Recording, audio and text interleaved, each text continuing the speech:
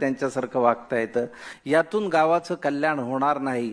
तुमच्या गावातली जी माणसं सातत्याने शहरात चाललेली आहेत त्यांना थांबवायचं कसं, हा मुळात सरपंचाचा पहिला प्रश्न असला पाहिजे. आणि सतत सरपंचांना किंवा गाव सुधारायला पैसेच लागतात अशातला भाग नाहीये, माणूस लागतो. आधी माणूस असेल तर मग पुढे सगळी सुधारणा आणि सगळं होतं. आपल्या गावामध्ये आपण हा देश आहे असं समजून जेव्हा काम करू, आता आपण बघतो या राजकीय रणधुमाळीमध्ये, या राजकीय निवडणुकांमध्ये माणसं माणसांपासून दुरावत चाललेली आहे. जातीयवाद अतिशय फोफावत चाललेला आहे. तो आपल्या इतक्या जवळ आलेला आहे आणि इतक्या घाणेरड्या पद्धतीनं आलेला आहे की उद्या आपणच एकमेकांची डोकी फोडून एकमेकांना मारून टाकू की काय, अशी परिस्थिती झालेली आहे. कुठला समाज आणि कुठलं काय, आपण एकत्र आहोत. आपली जात काय आहे, आपण भारतीय आहोत, असं सगळ्यांनी समजून काम केलं तर समृद्धीची गोष्ट करता येईल. नाहीतर समृद्धीची गोष्ट येते कुठून? साधा मुद्दा आहे, तुम्हाला जलस्रोत वाढवायचे असतील तर गावात पारंपरिक झाडं लावा. एक पिंपळाचं झाड, एक वडाचं झाड जर तुम्ही बघितलं तर 50 फुटाहून खालीपर्यंत पाणी नेतं पावसाचं. तुम्ही ती झाडच जर तोडून टाकली तर खाली पाणी जाणार कसं, कुठून जाणार आहे? सगळ्या सरपंचांना एक कळकळीचं आवाहन, जयंत पाटील साहेब हे सगळ्यांना सांगा, गावात प्लॅस्टिक बंदी तुम्ही कंपल्सरी करा. गावात प्लॅस्टिकची पिशवीच आली नाही पाहिजे. गावाने स्वतःचे पैसे स्वतः तयार करा. आपलं सगळी संस्कृती ही शेतीमातीशी निगडीत आहेत. आपले सगळे सण हे शेतीशी निगडीत आहेत. आपण सुगीचा हंगाम जेव्हा येतो त्यावेळी आपण दसरा साजरा करतो. आपण रबीचा हंगाम येतो तेव्हा आपण आखाजी करतो, अक्षय तृतीया करतो, संक्रांत आपण कधी करतो. या सगळ्या सणा समारंभाशी आपली माती निगडीत आहे, आपल्या मातीची सण निगडीत आहे. मग ही सगळी अर्थव्यवस्था गावातल्या गावातच फिरली पाहिजे. जे जे काही गावाला सणावाराला लागणार आहे ते गावातल्याच लोकांनी तयार करायचं. प्रत्येक सरपंचांनी एक मनाशी निर्णय घ्यायचा की आपल्या गावात कौशल्य व्यवस्थापन उभं करा. आपल्या गावातले जे तरुण आहेत त्यांना काम द्या. त्यांना जर काम नसेल तर ते रिकामे राहतील आणि ते विध्वंसक होतील. त्यांना त्यांच्या तरुण वयामध्ये काम मिळालं, चांगल्या पद्धतीनं काम मिळालं. आता हे बघा, बीकेटीचे सगळे जण बीकेटीचे टायटल लावून बसलेले आहेत, ते सगळे काम करतायत.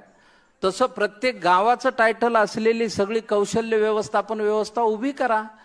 त्यातून गाव समृद्ध होऊ शकेल, त्यातून माणसं उभी राहू शकतील. मला सगळ्यात महत्वाचं असं वाटतं की जेव्हा गाव एखादं चांगलं काम करतं त्यानंतर तुम्ही कुठल्याही संस्थेला, कुठल्याही कंपनीला जर पैसे मागितले तर ते आनंदाने देतील. सगळ्या कंपन्यांचा CSR फंड असतो. ते CSR फंड तुम्ही तुमचं काम दाखवा चांगल्या पद्धतीनं केलेलं. गावातली तुम्ही स्वच्छता व्यवस्था ही अंडरग्राऊंड करता येईल का? सगळ्या शहरातल्या लोकांची मदत ही फक्त त्यासाठी घ्यायची आहे, पण उभं राहायचं आहे ते फक्त गावाने. आणि ह्याच तत्वावर गेली 9 वर्ष नाम फाउंडेशन सातत्याने काम करत आहे. लोकसहभागातून हा पहिला नियम नाना पाटेकरांनी एवढ्यासाठी काढला की गावात हाताची घडी घालून कुणी उभं राहून हा करा आमचं तेवढे दगड उचला असं म्हणू नये. त्याचे हात जर त्या दगडाला लागले तर त्याला त्या कामाचं मूल्य कळेल. आपल्या गावात आपण स्वतः काम केलं तर त्याचं मूल्य कळेल. त्याचं फार साधं उदाहरण द्यायचं झालं तर आपण बांधलेल्या घराच्या कंपाऊंडवर आपण पान खाऊन पिचकारी मारतो का? दुसऱ्या कोणी मारली तर आमच्या घरावर कास काय थोकायला लागला असंही म्हणतो. पण तेच गावातल्या रस्त्यावर मात्र सगळेजण सर्रास पिचकारी मारतात. मग ते गाव कुणाचं आहे? मग तो रस्ता कुणाचा आहे? मग तो तालुका कुणाचा? मग तो जिल्हा कुणाचा? मग ते राज्य कुणाचं? मग तो देश कुणाचा? देशप्रेम हे फक्त घशात असून चालणार नाहीये. आपल्या कामामधनं ते आलं तर उद्या गावाच्या गावं वसतील, नाही तर गावाच्या गावं उद्ध्वस्त होतील. त्याला दुसरा उपाय नाही, इलाज नाही. म्हणून आज सर्व सरपंचांनी मनाशी एक खुणगाठ बांधायची, माझा गाव हाच माझा देश आणि मी तो तयार करीन. त्यासाठी मला कितीही काम करावं लागलं, कितीही कष्ट करावे लागले तरी मी स्वतः करीन. तुम्ही जर स्वतः मिळून जर एकत्र झालात, साधी गोष्ट आपल्या लहानपणीपासून आपण ऐकले, एक लाकूड आपण काडकन मोडू शकतो पण लाकडाची मोळी मोडता येते का? म्हणून एकत्र व्हायचं. म्हणून आपली जात कुठली आहे तर आपली कष्टकऱ्यांची जात. आपली गावाची जात कुठली आहे तर आपली गावकऱ्यांची जात. एकच जात सांगायची. गावाने ठराव करायचा की आपल्या गावात फक्त आपण गावकरी आणि कष्टकरी. या शिक्षण पद्धतीने तुमच्यातली श्रमसंस्कारच मारून टाकले. ही शिक्षण पद्धती कुठं घेऊन चालली आपल्याला? म्हणजे साधा BA थर्ड क्लास झालेला मुलगा काय शेतात मातीत पाय घालत नाही, तो म्हणतो मी ग्रॅज्युएट आहे. अरे ग्रॅज्युएटच काय, तुला काय जाळायचंय? या शिक्षण पद्धतीने तुमच्यातले श्रमसंस्कार घालवलेले आहेत. म्हणून गावागावात सरपंचांनी लक्षात ठेवायचं, एक मैदान उभं करायचं, एक व्यायामशाळा उभी करायची, खेळासाठी मातीसाठी सर्वांना कष्ट करण्याचं आवाहन करायचं आणि सर्वांनी मिळून एकत्र यायचं. आणि सोशल मीडिया हा दुधारी तलवार आहे.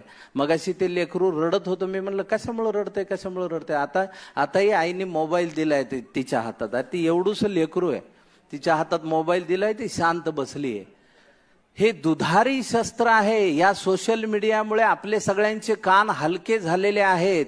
म्हणजे आपण कुणाविषयी एखादी गोष्ट वाईट ऐकली की आपण त्याच्यावर पटकन विश्वास ठेवतो. आता आपल्या डोळ्यांचं कामच राहिलेलं नाही, नुसतं बघायचं त्याच्यावर. अरे हेलो बेकार माणूस आहे की लगेच शिव्या 4 टाईप केल्या हाताने बोटाने की संपला विषय. हे करता कामा नये. सोशल मीडियाचा उपयोग चांगल्या पद्धतीनं करा. गावात जर तुम्ही सोशल मीडियाचा ग्रुप तयार केला तर त्याच्यावर फक्त गावातली जी होणारी कामं आहे त्याविषयी चर्चा करा. आज सुंदर गुरुवार आहे आणि आयुष्य खूप चांगलं आहे, समुद्रासारखं आहे. अरे मग तू बुड त्या समुद्रात. गुड मॉर्निंग सन वार हे टाकणारे लोक आधी बंद करा.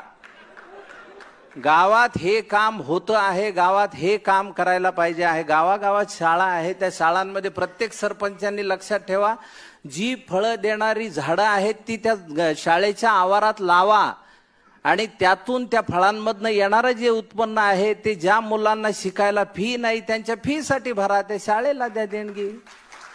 त्या मुलांच्या नावाने ती झाडं करा. मुलांना 2 बाटल्या घरनं न्यायला लावा शाळेत, एक स्वतः पिण्यासाठी आणि एक त्या झाडाला घालण्यासाठी. त्याने काय होईल गावामध्ये, त्या पुढच्या पिढीचं काय होईल, ते उद्या झाडं लावतील की नाही हे महत्वाचं नाहीये, पण ते झाडं तोडू देणार नाहीत आणि हीच गोष्ट या देशाला वाचवू शकेल.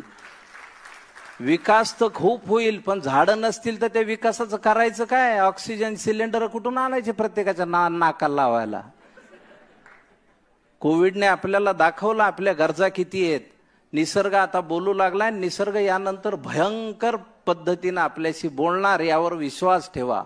येत्या 20-25 वर्षात तुम्ही कधीही पाहिलं नाही असं दृश्य निसर्ग तुम्हाला दाखवेल आणि त्यानंतर तुम्हाला आपल्या सगळ्यांनाच आपली लायकी कळेल की आपण किती गरीब आहोत आणि आपण किती छोटे आहोत. आज तुमच्या हातात सगळं आहे. जे तरुण सरपंच आहेत त्यांनी लक्षात ठेवा, गावाचा देश करा, गावाला उभं करा, गावातनं जातीपाती हद्दपार करा, राजकारण हद्दपार करा. राजकारण म्हणजे काय असतं?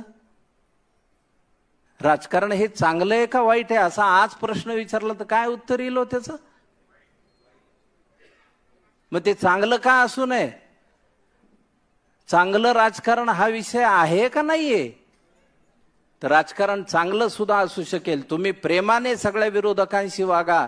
सरपंचांनी लक्षात ठेवा, तुम्ही आज निवडून आलात ठीक आहे, जे तुमचे विरोधक आहेत त्यांना जवळ घ्या, त्यांना पुढं त्यांना म्हणावं तुम्ही पुढे या आणि तुम्ही हे कामं करा आणि गावाची समृद्धी सगळे मिळून वाढवा. आणि अशा जेव्हा केसमध्ये तुम्हाला आता गावातल्या जुन्या लोकांना माहित असतं पाण्याचे स्रोत काय होते. मग कोणतरी म्हणते त्या भावऱ्यात 2 जण मेले होते, त्याला आता 35 वर्ष झाले, पण तो भोवरा होता. निसर्गाने तयार केलेलं एक स्वतःची सिस्टीम होती, ती आपण बुजवत आणि अशा पद्धतीने गेलो तर पाण्याचे साठे राहणार कुठून आहेत? आणि किती पाऊस पडला आणि कसाही पडला. आता पावसाचं बघा तुम्ही, एका दिवसात सगळ्या वर्षाचा पाऊस पडतो एखाद्या ठिकाणी. आणि हे का झालं ह्याच्यावर कोणी विचार करताना दिसत नाही. अतुल देऊळगावकर सारखा एखादा माणूस ह्याच्यावर सातत्याने लिहित राहतो निसर्गाच्या सगळ्या बदलांवर. आणि आपण जर बारकाईने वाचत नसू आणि ते स्वीकारत नसू तर आपल्यासारखे दुर्दैवी आपण आहोत. त्यामुळे सगळ्यांना एक कळकळीचं आवाहन आहे की या निमित्ताने आपला गाव हा देश करता येईल. तुकडोजी महाराजांपासून सुरू करा, त्यांच्या पुस्तकापासून सुरू करा, तिथून गाव बदलायला सुरुवात करा. आणि जेव्हा गावं बदलतील तेव्हा शहरात येणारं हे संक्रमण. एक साधं उदाहरण सांगतो. माढ्याला आम्ही 34 किलोमीटरचं काम केलं आणि तिकडं परतीच्या पावसावर सगळे बी एक पीक घेणारे लोक 34 किलोमीटरचं काम, आज माढ्याचे जितके जवळपासचे आहेत त्यांना माहिती आहे हे काम. 34 किलोमीटरचं काम केल्यानंतर तिथल्या शेतकरी बांधवांनी एकत्र येऊन फार्मर कंपनी काढली. आज त्या कंपनीचा माल एक्सपोर्ट होतो का नाही? सगळे श्रीमंत झालेत का नाही शेतकरी? त्याला साक्षीदार इथंच बसलेले सगळे जण आहेत. आणि ह्या सगळ्या नाम फाउंडेशनच्या कामाला आम्ही पुढं करत नाही. त्याचं कारण आदरणीय नाना पाटेकरांनी एक गोष्ट स्पष्ट केलेली आहे, ज्या गावात आपण काम करू त्या गावात शक्यतोवर आपण जायचं नाही. त्याचं कारण असं, विनाकारण येणारं देवत्व नको. शाल आणि हार हे घेण्याचं त्यांचं पहिलंच तुम्ही पाहिलं असेल. बुके आला, शाल आली, त्यांनी सगळ्याच्याच गळ्यात घातली. ते आमच्या कार्यक्रमात आम्ही शाल हार काही करत नाही. आपण सर्वजण माणसं आहोत, आपण सर्वजण समंजस आहोत. आणि आमची इतिहासाचे मास्तर म्हणायचे, एखादं उत्तर आलं नाही तर तुला एवढं फालतू उत्तर येत नाही म्हणायचे, एक थोबडीत द्यायचे आणि म्हणायचे काय रे जन्माला आले आणि मेले, फुकटचा हेलपाटा झाला तुझा. तर आपला फुकटचा हेलपाटा होऊ नये याची सगळ्यांनी काळजी घ्यायची. पुनर्जन्म असतो का नाही ह्या मोठ्या वादात मला पडायचं नाही, पण मी कलावंत आहे, मला वाटतं असतो. कारण लॉ ऑफ एनर्जी नुसार एनर्जी एका फॉर्म मधनं दुसऱ्या फॉर्म मध्ये बदलते. पाण्याची वाफ होते, पाण्याची इलेक्ट्रिसिटी होते, पण ती डिस्ट्रॉय होत नाही, ती संपत नाही. माणूस हा सुद्धा एनर्जी आहे, त्यामुळे तोही मरत नसेल.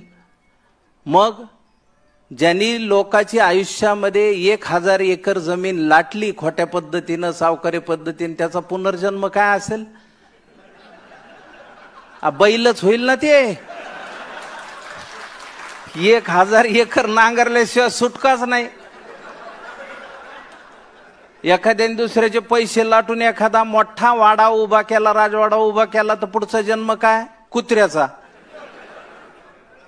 दररोज त्या वॉचमनला जाऊन सांगायचं माझाच राजवाडा आहे, माझाच आहे, आणि त्या वॉचमनने हाणायचे दगड मायले. हे कुत्र काय दररोज येते सकाळपासून इथं. नाम फाउंडेशनला कधीही संपर्क करायचा असेल तर तुम्हाला फर्ग्युसन कॉलेज रोडवरचा पत्ताही सांगितलेला आहे. सीओ गणेश आमचे आहेत. याशिवाय नामची वेबसाईट आहे www.namh.org. ज्यांना कुणाला संपर्क साधायचा आहे ते संपर्क साधू शकतात. नाम फाउंडेशन हे कुठल्याही गावासाठी, कुठल्याही कोपऱ्यासाठी काम करायला बांधील आहे, असा तुम्हाला आमच्या सगळ्यांच्या वतीने शब्द देतो.